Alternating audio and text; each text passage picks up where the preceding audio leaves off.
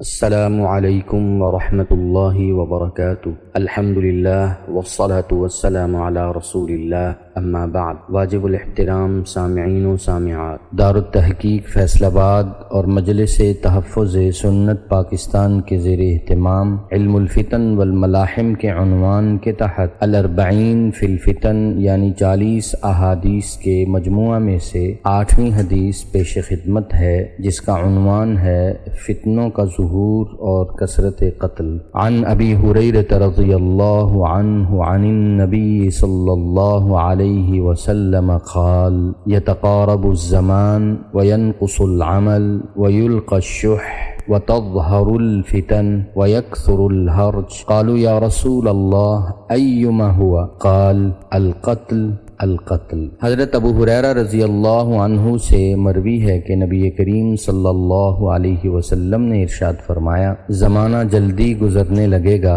اور نیک اعمال کم ہو جائیں گے اور بخل دلوں میں سما جائے گا اور حرج بہت ہوگا۔ صحابہ کرام رضوان اللہ علیہم اجمعین نے پوچھا، اے اللہ کے رسول، حرج کیا ہے؟ رسول اللہ صلی اللہ علیہ وسلم نے فرمایا، قتل قتل۔ مذکورہ حدیث کی تشریح پیش خدمت ہے کہ اس حدیث میں دور فتن کی 5 اہم علامات بیان کی گئی ہیں، جس کی وضاحت بالترتیب پیش کی جاتی ہے۔ ان میں سے پہلی علامت ہے وقت کی بے برکتی۔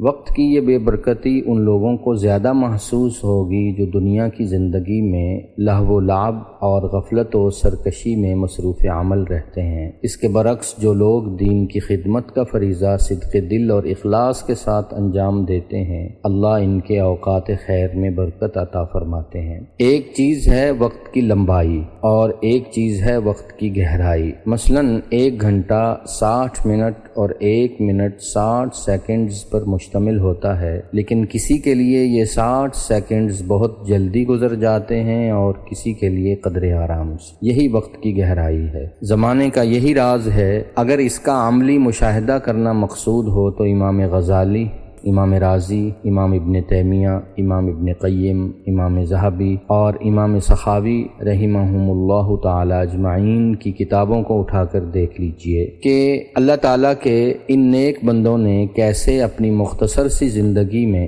بحر علم کی اٹھتی موجوں کو کاغذ کے سفینوں پر منتقل کر دیا۔ ان کتابوں کو پڑھنے کے لیے جو وقت درکار ہے، اس کے لیے بھی آج زندگی کم ہے، کیونکہ انہیں وقت کی گہرائی نصیب تھی جس سے آج ہم اپنی کمبختی کی وجہ سے محروم ہوتے جا رہے ہیں۔ اگر آج اپنی زندگیوں میں اس کا مشاہدہ کرنا مقصود ہو تو اس بات سے کیجئے کہ 4 رکعت کی نماز خواہ جتنے اطمینان سے پڑھ لیں وقت کم لگے گا، کیونکہ اللہ تعالیٰ اپنے اور اپنے بندے کے تعلق خصوصی میں زمان کی گہرائی عطا کرتا ہے، جبکہ موبائل اور سوشل میڈیا کے سامنے گھنٹوں بڑی آسانی سے منٹوں کی طرح گزر جاتے۔ یہی خیر اور شر اور نور و ظلمت کی پہچان ہے۔ اور دوسری علامت ہے عمل میں کمی۔ اس کی حسب حال تشریح یہ ہے کہ لوگ اپنے علم کے مطابق عمل نہیں کریں گے۔ لوگوں میں علم تو ہوگا مگر توفیق عمل ان سے رخصت ہو جائے گی، اور اس کا عملی مشاہدہ آج ہم اپنی آنکھوں سے دیکھ رہے ہیں۔ اور تیسری علامت ہے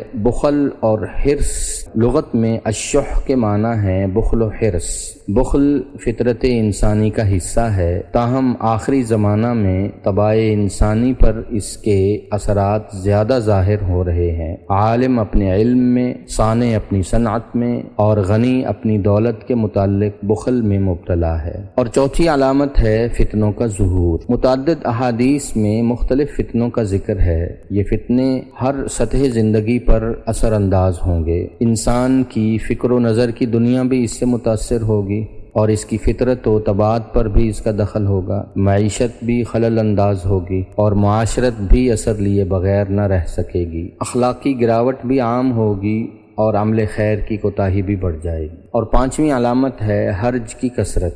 حرج نبوی اصطلاح ہے، صحابہ کرام رضوان اللہ علیہم اجمعین بھی اس اصطلاح سے ناآشنا تھے، اس لیے فوراً دریافت کیا کہ اللہ کے رسول حرج کیا ہے، تو لسان رسالت نے یہ جواب مرحمت فرمایا، القتل القتل، گویا حرج کے معنی قتل کے ہیں۔ قرب قیامت کی اہم ترین نشانی یہ ہے کہ قتل و غارت گری کی انتہائی کثرت ہو جائے گی۔ یہ ایک ایسی نشانی ہے جس کے مظاہر آج بہت عام ہو چکے ہیں۔ آج اگر اس بات پر قسم کھا لی جائے تو کوئی کفارہ واجب نہیں ہوگا، یہ نشانی حرف بحرف پوری ہو چکی ہے۔ اسلامی دنیا کے بڑے شہروں میں ہونے والے قتل اور ٹارگٹ کلنگ اس بات کا واضح نمونہ ہے۔ تاہم یہ واضح کرنا ضروری ہے کہ وہ مقتول جو محض فتنے کی وجہ سے مارا جائے، وہ خود کسی کو مارنے کا ارادہ نہ رکھتا ہو، وہ جہنم کی اس وعید سے مستثنی ہے۔ قاتل اور مقتول کے جہنمی ہونے کی جو وعید ہے، اس کا صحیح اطلاق مختلف